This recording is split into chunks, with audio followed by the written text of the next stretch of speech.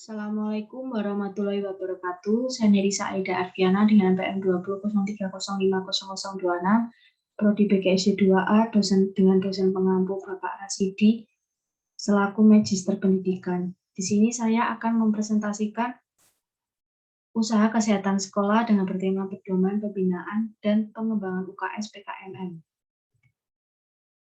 Materi pembelajaran ada 5, yaitu yang pertama pendahuluan, kedua penyusunan rencana kegiatan UKSM, ketiga pelaksanaan 3 program pokok UKSM dan strata, 4 monitoring, evaluasi dan pelaporan, dan yang kelima indikator keberhasilan. Pertama pendahuluan. A. Sasaran tim pembina UKSM dan tim pelaksana UKSM di sekolah atau madrasah baik negeri maupun swasta. B. Ruang lingkup. 1. TP UKSM dalam pembinaan dan pengembangan UKSM secara berjenjang. Yang kedua, tim pelaksana UKSM dalam mengimplementasikan trias UKSM di sekolah. C. Berbagai informasi UKSM. Sejarah perkembangan UKSM tahun 1956 telah dirintis kerjasama antara Departemen Kesehatan. Selanjutnya pada tahun 1970 dibentuk Panitia Bersama Usaha Kesehatan Sekolah antara Departemen Kesehatan dan Departemen Pendidikan dan Kebudayaan yang pada tahun 1980, tahun 1982 ditandatangani piagam kerjasama antara Direktur Jenderal Pembinaan Kesehatan Masyarakat Departemen Kesehatan dan Direktur Jenderal Pembinaan Kelembagaan Agama Islam Departemen Agama. Penyusunan rencana kegiatan UKSM. A. Penyusunan rencana kegiatan UKSM.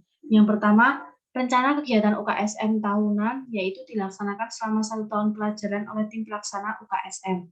Yang kedua, rencana kegiatan dan rencana anggaran belanja UKSM, yaitu bagian dari rencana kerja sekolah atau RKS dan rencana anggaran belanja sekolah atau RABS.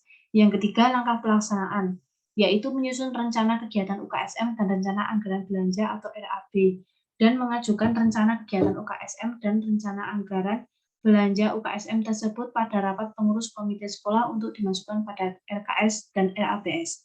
Dan yang ketiga, sekolah dan komite sekolah menetapkan dan mengalokasikan ke dalam RKS dan RABS. Yang keempat, penyusunan rencana kegiatan UKSM tahunan UKSM perlu diperhatikan. Dilakukan pada rapat tahunan dengan melibatkan semua anggota tim pelaksana UKSM di sekolah atau madrasah. Yang kelima, dalam penyusunan rencana kegiatan, yaitu kegiatan yang mengacu pada program UKSM, jenis kegiatan, waktu pelaksanaan kegiatan, dan dana kegiatan. B. Tugas dan tanggung jawab 4 kementerian. Yang pertama, tugas dan tanggung jawab Kementerian Pendidikan dan Kebudayaan, tugas dan tanggung jawab Kementerian Kesehatan, tugas dan tanggung jawab Kementerian Agama, dan tugas dan tanggung jawab Kementerian Dalam Negeri. C. Tugas tim pembina UKSM Pusat, yaitu merumuskan kebijakan dan pedoman umum di bidang pembinaan dan pengembangan UKSM yang bersifat nasional, dan melaksanakan sosialisasi dan memfasilitasi semua pemangku kepentingan dalam rangka pembinaan dan pengembangan UKSM. Yang terakhir, menjalin hubungan kerjasama dan kemitraan dengan lintas sektor, pihak pemerintah, swasta, dan lembaga swadaya masyarakat, baik di dalam maupun di luar negeri sesuai ketentuan yang berlaku. Yang D. Tugas dan fungsi organisasi perangkat daerah provinsi. Yang pertama, tugas dan fungsi sekretariat daerah provinsi, tugas dan fungsi dinas pendidikan provinsi, tugas dan fungsi dinas kesehatan provinsi, dan tugas dan fungsi kanwil agama provinsi. E. Tugas tim pembina UKSM provinsi, yaitu menyusun rencana kerja pembinaan dan pengembangan UKSM yang meliputi pendidikan kesehatan, pembinaan lingkungan sekolah sehat, menyusun petunjuk pelaksanaan UKSM, menyusun petunjuk pelaksanaan untuk satuan pendidikan SMA, SMK, atau MA, menyosialisasikan kebijakan pembinaan dan pengembangan UKSM di wilayahnya. Yang F, tugas dan fungsi organisasi perangkat daerah kabupaten atau kota, yaitu tugas dan fungsi sekretariat daerah kabupaten atau kota, tugas dan fungsi dinas pendidikan kabupaten atau kota, tugas dan fungsi dinas kesehatan kabupaten atau kota, dan tugas dan fungsi kanwil agama kabupaten dan kota. G. Tugas tim pembina UKSM kabupaten atau kota, yaitu menyusun rencana kerja pembinaan dan pengembangan UKSM yang meliputi pendidikan kesehatan, pelayanan kesehatan, dan pembinaan lingkungan sekolah sehat. Yang kedua, menyusun petunjuk teknis pelaksanaan UKSM, Yang ketiga, menyosialisasikan kebijakan pembinaan dan pengembangan UKSM di wilayahnya. H. Tugas tim pembina UKSM kecamatan, yaitu menyusun rencana kerja pembinaan dan pengembangan UKSM yang meliputi pendidikan kesehatan, pelayanan kesehatan, dan pembinaan lingkungan sekolah sehat. Membina dan melaksanakan UKSM. Yang ketiga, menyosialisasikan kebijakan pembinaan dan pengembangan UKSM. Yang keempat, melaksanakan pembinaan dan pengembangan UKSM melalui bimbingan dan penyuluhan. Dan yang terakhir, melaksanakan peningkatan kualitas ketenagaan TP UKSM dan sekretariat tetap TP UKSM. Dan ini gambaran contoh dari rencana kegiatan UKSM. Yang pertama, tujuan pendidikan kesehatan, yaitu memiliki adab, sopan santun, dan akhlak mulia dalam kehidupan sehari-hari sesuai dengan prinsip karakter etika ketimuran. Yang kedua, memiliki pengetahuan tentang kesehatan termasuk perilaku hidup bersih dan sehat. Yang ketiga, memiliki nilai dan sikap yang positif terhadap prinsip dan pola hidup bersih dan sehat. Yang keempat, memiliki keterampilan dalam melaksanakan hal yang berkaitan dengan pemeliharaan, pertolongan, dan perawatan kesehatan. Yang terakhir, memiliki perilaku hidup bersih dan sehat atau PHBS dalam kehidupan sehari-hari. Yang kedua, pelaksanaan kegiatan kesehatan. A. Kegiatan kurikuler, yaitu melalui pelaksanaan pendidikan pada jam pelajaran sesuai kurikulum yang berlaku untuk setiap jenjang yang dapat diintegrasikan ke semua mata pelajaran, khususnya pendidikan jasmani, kesehatan, dan agama. Dan yang pertama, ada Taman Kanak-kanak atau Raudatul Atfal, yaitu kebersihan dan kesehatan pribadi, kebersihan dan kerapian lingkungan, dan makanan dan minuman sehat. Yang kedua, ada sekolah dasar atau madrasah ibtidaiyah, yaitu tidak merokok, cuci tangan pakai sabun, dan konsumsi minuman dan makanan sehat. Dan yang ketiga, ada SMP atau madrasah sanawiyah, yaitu mengikuti kegiatan olahraga di sekolah, pemberantasan sarang nyamuk atau PSN, dan bahaya HIV atau AIDS. Dan yang keempat, ada SMA atau SMK, madrasah aliyah. Yang pertama, kebersihan reproduksi, memahami dan menghindari penyakit menular, pemahaman tentang kesegaran jasmani. Dan yang kelima, ada sekolah luar biasa atau SLB, yaitu metode pengajarannya disesuaikan dengan kebutuhan tingkat kemampuan peserta didik. Yang keenam, ada boarding school, yaitu pelaksanaannya pesantren terintegrasi dengan pemondokan dan asrama. Yang ketiga, ada pendekatan dan metode. Yang pertama, pendekatan, yaitu pendekatan individual dan pendekatan kelompok. Mencakup 4 yang meliputi kelompok kelas, kelompok bebas, lingkungan keluarga, dan teman sebaya. Dan ada metode, yaitu belajar kelompok, kerja kelompok atau penugasan, diskusi, belajar perorangan, pemberian tugas, pemeriksaan langsung, dan karya wisata.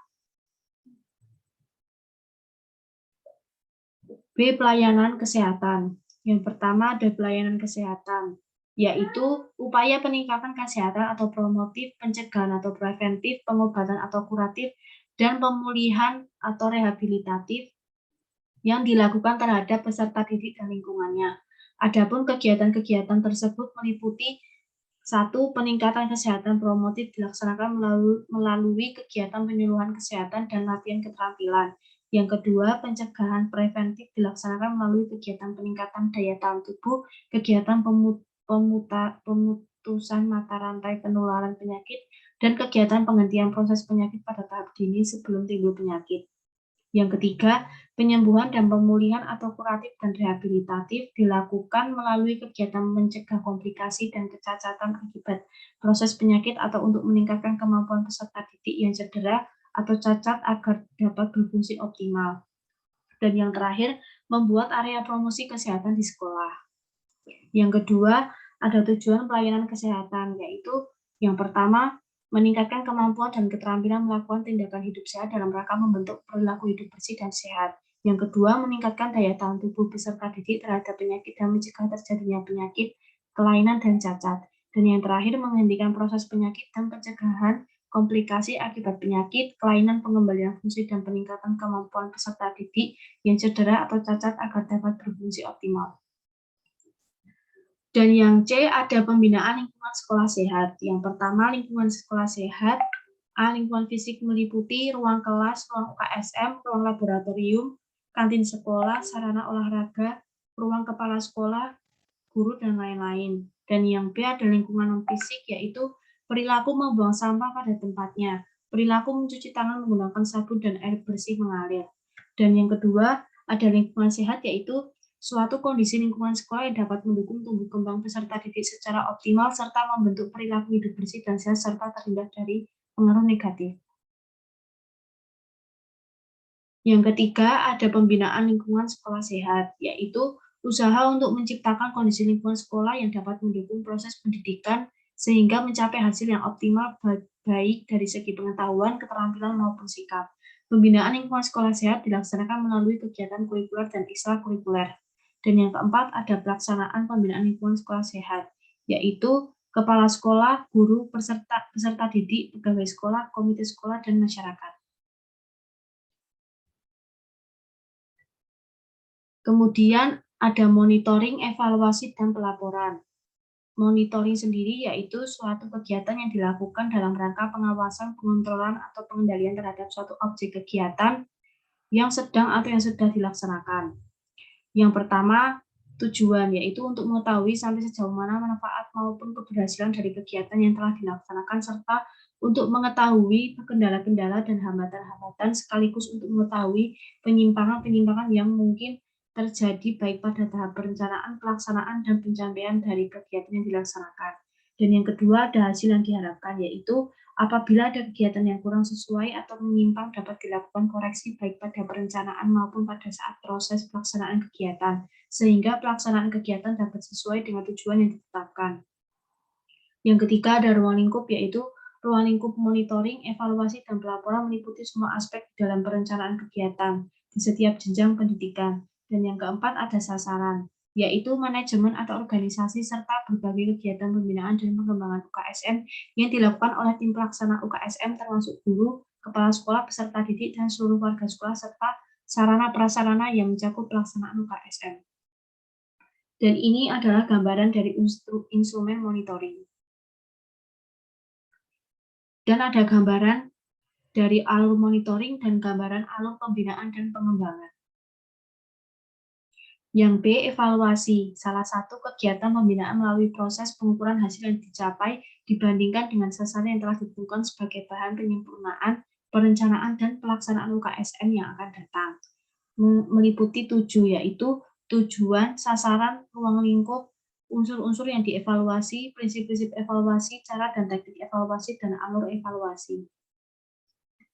Kemudian ada pelaporan, yaitu pelaporan dalam pelaksanaan UKSM adalah suatu kegiatan melaporkan atau menyampaikan secara tertulis segala kegiatan yang dilakukan mencakup program pelaksanaan UKSM yang dilakukan tim pelaksana UKSM.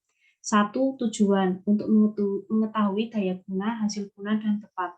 Yang kedua, sasaran, yaitu manajemen atau pengelolaan kegiatan, jenis keberhasilan dan ketidakberhasilan kegiatan, dan upaya-upaya pengembangan yang dilaksanakan.